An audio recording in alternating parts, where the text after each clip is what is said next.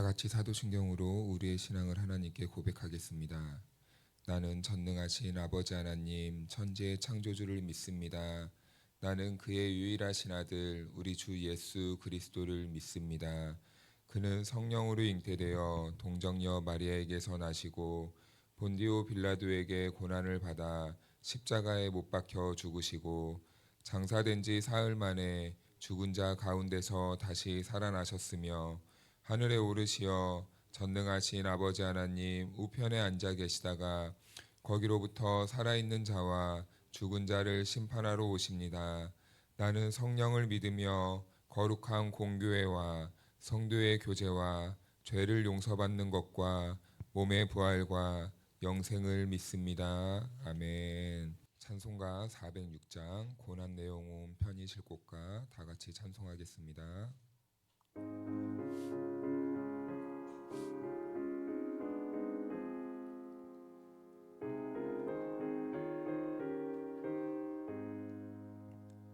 고난 내용음 편히 실곡과 풍랑이 일어도 안전한 복은 폭풍까지도 다스리시는 주의 영원한 파르지에 주의 영원하신 팔 함께 하사 항상 나를 붙드시니 어느 곳에 가든지 요동하지 않음은 주의 팔을 의지함이라.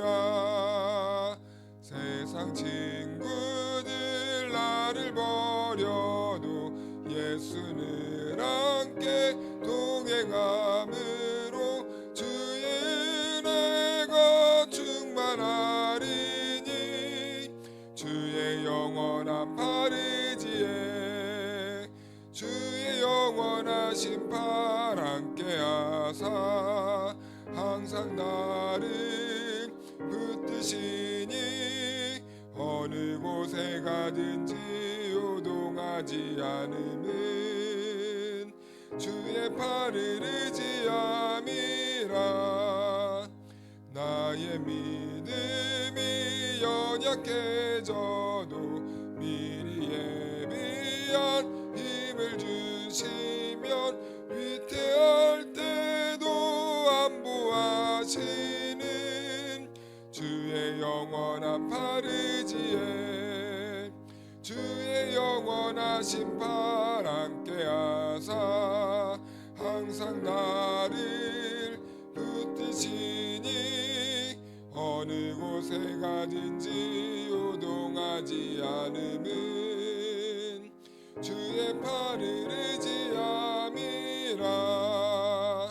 능치 못한 것 주께 없으니 나의 일생을 주께 맡기면 나의 모든 짐 대신 지시는 주의 영원한 파르지에 주의 영원하신 팔 함께 하사 항상 나를 붙드시니 어느 곳에 가든지 요동하지 않음은 주의 팔을 의지함이라.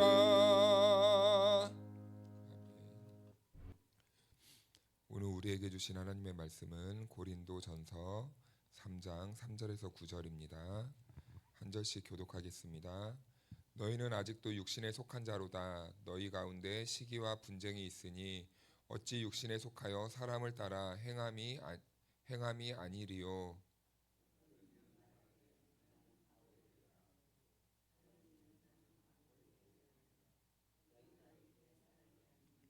그런즉 아볼로는 무엇이며 바울은 무엇이냐? 그들은 주께서 각각 주신 대로 너희로 하여금 믿게 한 사역자들이니라.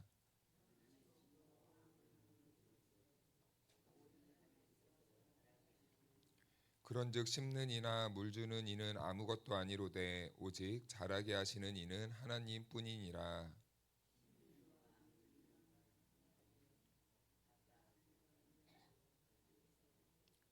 함께 읽겠습니다. 우리는 하나님의 동역자들이요 너희는 하나님의 밭이요 하나님의 집이니라. 아멘. 할렐루야. 네, 하나님의 은혜와 평강이 우리 모두에게 함께하기를 주님의 이름으로 축복합니다. 네, 지난 시간에는 우리가 사도 바울이 고린도 교회를 어떻게 진단했는지를 같이 살펴보았었죠.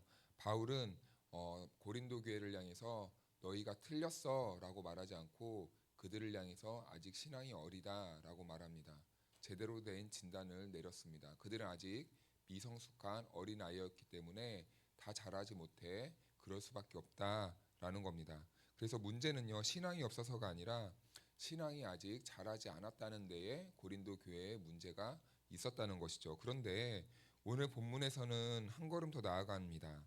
어린 신앙이 교회에서 어떤 모습으로 드러나게 되었고, 그리고 교회는 본래 어떤 교회 공동체여야 되는지 그것을 바울은 말해주고 있는 것이죠. 신앙의 미성숙함, 개인의 신앙의 미성숙함은 개인의 문제로 끝나지 않습니다. 반드시 공동체 안에서 문제로 드러납니다. 고린도 교회는 바로 그 현장을 아주 있는 그대로 적나라하게 보여준 교회의 현장이었다고 보아도 과언이 아닙니다. 바울은 고린도 교회의 상태를 이렇게 말하는데요. 3절에 보니까 이렇게 말씀하고 있습니다. 너희는 아직도 육신에 속한 자로다. 너희 가운데 시기와 분쟁이 있으니 어찌 육신에 속하여 사람을 따라 행함이 아니리요. 아멘. 네, 시기와 분쟁은 갑자기 생기지 않죠. 그 뿌리가 있습니다. 그 뿌리. 그런데 바울은 그 뿌리를 어디로 진단을 하냐면 사람을 따라 행했다. 너희가 사람을 따라 행했다. 이렇게 말을 합니다. 이것이 바로 문제의 핵심이라는 것이죠. 사람을 중심에 두게 되면 곧 그때부터 경쟁이 됩니다. 고린도 교회는 바로 이 문제에 빠졌던 거예요. 사람의 중심을 두고 사람을 바라보고 사람에 집착한 결과 그 사람을 두고 서로가 경쟁하는 모습으로 드러났다는 것이죠. 누가 더 말을 잘하는가? 누가 더 말을 재미있게 하는가? 누가 더 말을 핵심을 잘 가리키는가? 그리고 또 누가 더 은사가 많은가? 그리고 누가 더 영향력이 있는 사람인가를 계속 따지기 시작하는 겁니다. 그러니까 아볼로는 말솜씨가 좋으니까 나는 아볼로에게 속했고, 바울은 그래도 사도니까 참 유명한 사도니까 나는 바울을 따르고, 뭐 이런 식으로 자랑했다는 거죠. 그리고 게바는 또 누구입니까? 전통의 핵심 아니, 이 전통을 잘 가리키는 사람 아닙니까? 그래서 나는 전통이 좋으니까 게바에게 속했고, 그러니까 교회가 한 몸이 아니라 여러 조직처럼 이렇게 나뉘었다는 것이죠. 집은 하나인데 그 안에 서로 다른 또 작은 집들이 각각 생기게 된 것입니다. 그러니까 한 방향으로 나아가지 못하고 서로가 각자 마음의 다른 데를 품고 서로가 가고 싶은 길을 가려고 하는 모습인 것이죠. 그러자 바울은 4절에서 단호하게 이렇게 말을 하는 거예요.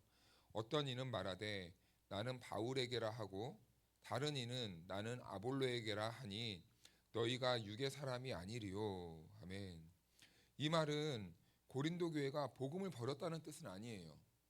복음은 듣고 있습니다. 그런데 그 뜻을 잘못 이해하고 있었다는 겁니다. 복음은 사람을 높이는 도구가 아닙니다. 복음은 무엇입니까? 오히려 사람을 낮아지게 합니다.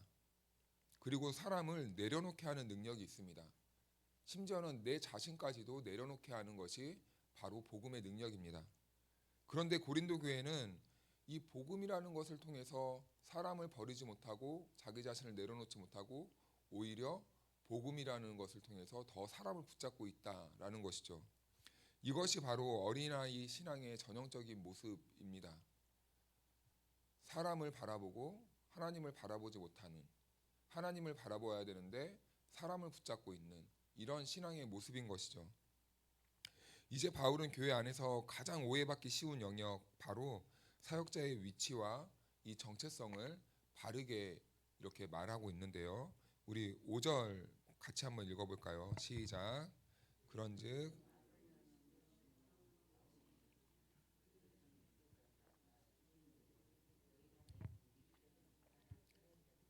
아멘. 바울의 질문은 매우 의도성을 가지고 있죠.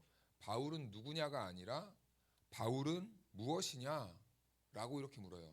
바울이 누구냐? 그게 아니라 바울이 무엇이냐? 이것은요, 자신과, 그러니까 사도 바울과 아볼로 게바를 어떠한 인물로 보지 않고 그들이 교회에 무슨 기능을 하는 사람들이냐라고 이렇게 묻고 있는 것이죠. 그래서 사람으로 보지 말고, 그 인물로 보지 말고 그가 어떤 일을 하는지 기능으로 봐야 된다는 겁니다. 도대체 무엇을 위해서 그 자리에 있는 것이냐? 그러니까 바울은 정확하게 심는 사람이고 아볼로는 물을 주는 사람이라고 이렇게 바울은 말하지 않습니까? 나는 심었고 아볼로는 물을 주었다. 이 둘은요, 우리가 볼 때 서로 역할은 다릅니다. 그런데 이 둘이 서로 함께 향하고 있는 방향은 무엇입니까? 복음이죠. 하나님이 자라게 하시잖아요, 복음을. 그러니까 바울은 심는 사람이고 그 아볼로는 바울이 심은 그 복음이 잘 자랄 수 있도록 물을 주는 사람이고, 그러니까 결국 이 둘이 하는 역할은 다르지만 결국 같은 목적을 가지고 지금 일을 하고 있었다는 겁니다. 그런데 바울은 그것을, 아니 고린도 교회 성도들은 그것을 잘 이해하지 못하고 아직 신앙이 미숙해서 그것을 자기가 따르는 매력으로 보았다는 것이죠. 그러니까 이들이 하나의 일을 하고 있다는 것을 보지 못했다는 겁니다. 그래서 바울은 서로 역할은 다르지만 지금 우리가 하는 목적은 같다. 복음을 위해서 우리가 부르심을 받은 사람들이다 라는 것을 이렇게 말을 하고 있는 겁니다. 그리고 결정적인 말을 덧붙이죠. 6절 말씀에 보면 이렇게 말합니다. 나는 심었고 아볼로는 물을 주었을 때 오직 하나님께서 자라게 하셨나니. 여기서 바울은 사역자를 무시하지 않아요. 사역자를 무시하지 않습니다. 동시에 절대적으로 사역자를 절대화시키지도 않습니다. 심는 것도 중요하고 물을 주는 것도 매우 중요합니다. 그러나 생명을 자라게 하시는 분은 오직 하나님이시라는 것을 성도들에게 가르쳐주고 있는 것이죠. 그런데 어쩌면 우리가 이 지점에서 많이 함정에 빠지고 있는 줄도 모릅니다. 어저께 우리가 재직 세미나 때 뭐 들으신 분들도 있겠지만 사역자를 지나치게 높인다는 것, 그리고 반대로 지나치게 사역자를 일꾼처럼 소비를 해버립니다. 우리 한국 교회 전통 중에 좋은 것이 있다면 성도님들이 목회자를 참 잘 대접을 해요. 그런데 너무 잘하다 보니까 문제가 되는 게 뭐냐면 이 사역자를 하나님의 자리까지 올려놓는 데 있는 겁니다. 거기까지는 가시면 안 돼요. 그리고 또 그러다 보니까 요즘 최근에 현대에 와서는 여기에 대해서 반감으로 사역자를 그냥 월급쟁이 수준으로 취급해버립니다. 그리고 나에게 필요한 말을 해주면 되는 그러한 소비 형태로 바뀌게 되었다는 거죠. 그러나 바울은 말하는 것이죠. 사역자가 주인이 아니다. 사역자는 그냥 쓰임받는 도구이다. 하나님이 생명을 자라게 하시는 것이다 라고 이렇게 말하는 거예요. 그래서 하나님께서 귀한 자녀들을, 귀한 성도들을 잘 자라기 위해 그 교회에 보내주신 사람이 있다면 바로 사역자다라는 거예요. 사역자가 주인이 아니라 하나님은 사역자를 성도들의 신앙을 잘 자라고 잘 이렇게 정립하기 위해, 기초를 잘 세우기 위해 보내주신 선물이라는 겁니다. 그래서 그 사역자를 통해서 성도님들은 누구를 바라볼 수 있어야 됩니까? 하나님을 보아야 되는 거예요. 그래서 하나님께서 사역자를 교회에 보내주신 이유는 하나님을 보여주고 하나님을 가리키는 손가락으로 하나님을 볼 수 있는 문을 열어주는 그런 역할을 하는 것이지, 너네들이 왜 그 사역자들을 하나님처럼 대접하고 있어? 라고 이렇게 말을 하고 있는 것이죠. 그래서 사역자에게 우리 성도님들이 시선은 둘 수 있어요. 그런데 그 사역자들을 통해 하나님을 바라보지 못하고 그 사역자에게만 시선이 계속해서 올곧게 고정되어 있다면 아직도 신앙이 자라지 못하고 있는 것이다 라고 이렇게 바울의 이 말을 이렇게 우리가 착안해서 생각해 볼 수 있는 것이겠죠. 그래서 바울은 마침내 교회의 정체성을 말을 하는데요. 우리 9절 말씀을 다 같이 읽어볼까요? 시작. 우리는 하나님의 동역자들이요 너희는 하나님의 밭이요 하나님의 집이니라. 아멘. 여기에서 가장 중요한 주어는 사역자가 아니에요. 여기에서 주어는 너희입니다. 너희. 곧 성도들이라는 거예요. 성도들이 하나님의 밭이고 하나님의 집이라는 겁니다. 사역자들은요, 그러면 무엇을 하기 위해 부름받은 사람들인가? 이 밭을 잘 갈고 집을 잘 세우기 위해 부름받은 주의 종이라는 겁니다. 그래서 우리가 목사님들이나 이 전도사님들을 향해서 옛날부터 어떻게 불렀습니까? 주의 종, 주의 종. 그런데 주의 종이 어느 순간부터 하나님이 되어버렸어요. 이게 여러분 참 진짜 큰 문제입니다. 사역자들은 주의 종입니다. 주의 종이에요. 이것을 잘 이해해 주시고 사역자들을 잘 대해 주셔야 사실은 사역자가 곁길로 가지 않아요. 그래서 여러분들을 지키고 저를 지켜주시고 사역자를 지키고 우리 교회를 지키기 위해서는요, 사역자가 주의 종이라는 사실을 결코 잊어서는 안 됩니다. 저는 여러분들과 같은 사람이에요. 단 기능이 다릅니다. 저는 말씀을 전하고 가르치는 자로 하나님께서 보내주셨고 교회를 세우고 성도들의 신앙을 잘 이렇게 터를 닦기 위해 보내주신 사역자입니다. 그러니까 저는 그 사역자로서 주의 종으로서의 역할을 잘해야 되는 것이고 여러분들은 또 주께서 보내주신 종이니까 또 거기에 합당한 또 서로의 이 신뢰 관계를 쌓아가지면 되는 것이죠. 그래서 사역자는 집을 잘 관리하고 밭을 잘 가는 사람으로 하나님께서 교회의 선물로 보내주셨다는 겁니다. 우리가 이것을 놓치면요, 교회가 쉽게 왜곡돼요. 그래서 교회가 사람을 키우는 곳이 아니라 사람을 소비하는 곳이 돼버리고 맙니다. 그러나 하나님은 교회를 그렇게 세우지 않는다는 것을 기억하시기 바랍니다. 하나님이 좋은 일꾼을 부르시는 이유는 일꾼이 대단해서가 아니에요. 일꾼을 보내주신 이유는 여러분들을 위해서입니다. 여러분들이 목사를 위해 존재하는 게 아닙니다. 목사가 교회에 오는 이유는 여러분들을 위해서예요. 이것을 잊으시면 안 됩니다. 그래서 하나님의 자녀들이 귀하기 때문에 주의 종을 선택하시고 거기에 알맞게 보내주신다는 거죠. 그래서 바울은 고린도 교회 성도들에게 이런 의미로 말하고 있는 거예요. 너희가 얼마나 귀한 존재인지 아니. 그래서 하나님이 우리 복음 사역자들을 너희들에게 보내서 복음을 증거하게 하고 말씀을 가르치게 해서 하나님을 보게 하고 하나님께로 인도하는 것 아니냐. 하나님이 너희를 얼마나 사랑하고 있느냐. 이렇게 말을 하는 겁니다. 그래서요, 정말 지혜로운 성도들은요, 사역자를요, 좋은 의미로 귀찮게 해요. 귀찮게 해요. 자기 혼자 모든 일이든 해결하지 않고 사역자와 함께 의논도 하고 그리고 대화도 하고 기도도 같이 하고 함께 교회 안에서 신앙생활을 함께 하게 됩니다. 그러려고 주님께서 이 교회에 사역자들을 보내셨다는 겁니다. 사랑하는 성도 여러분, 교회는 어느 누구의 것도 아닙니다. 어떤 특정한 사람의 것이 아니에요. 특히 목사가 사장이 아닙니다. 목사의 것도 아니고 또 우리 장로교라고 해서 장로님들이 교회의 주인이 아닙니다. 또 이렇게 오해하시는 분이 있어요. 교회가 원년 멤버가 주인처럼 느껴질 때가 있는데 교회는 오래 다닌 사람들의 것도 아닙니다. 교회는 누구의 것입니까? 첫 번째로는 하나님의 것이고 그 다음으로는 우리 모두의 것입니다. 교회는 하나님의 것이고 하나님이 우리 모두에게 주신 거예요. 그래서 교회는 하나님의 집이기 때문에 하나님의 것입니다. 그래서 우리 또한 그 집에 초대된 사람들이 아니라 그 집을 이루고 있는 살아있는 돌이에요. 벽돌 한 장 한 장입니다. 우리 자체가 교회 그 자체예요.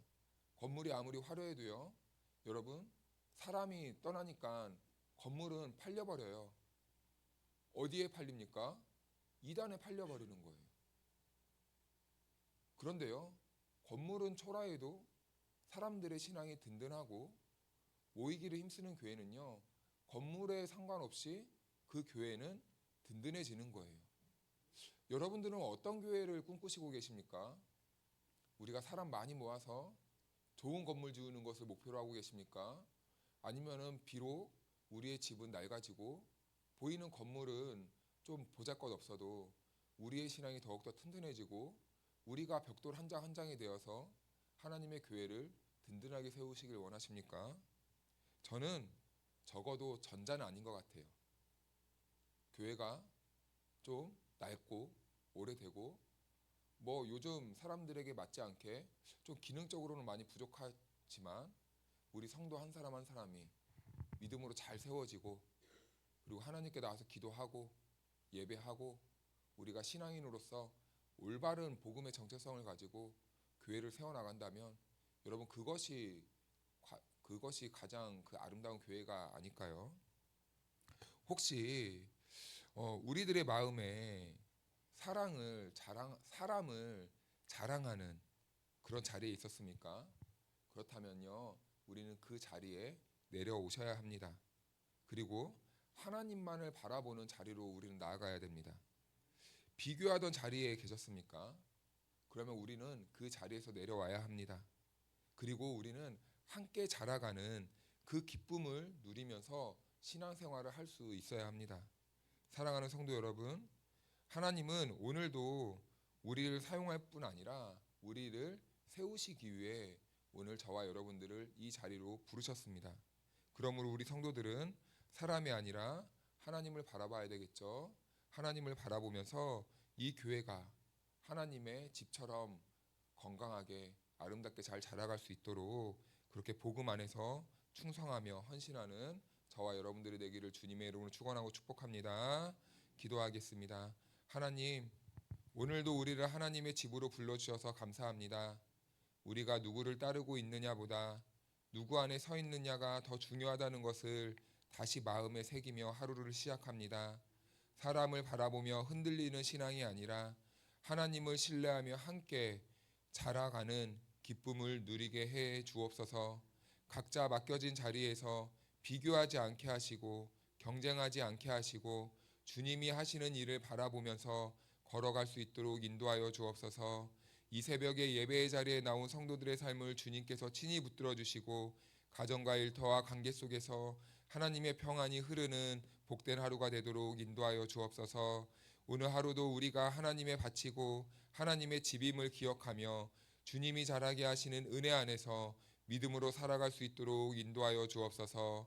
예수님의 이름으로 기도하옵나이다. 아멘.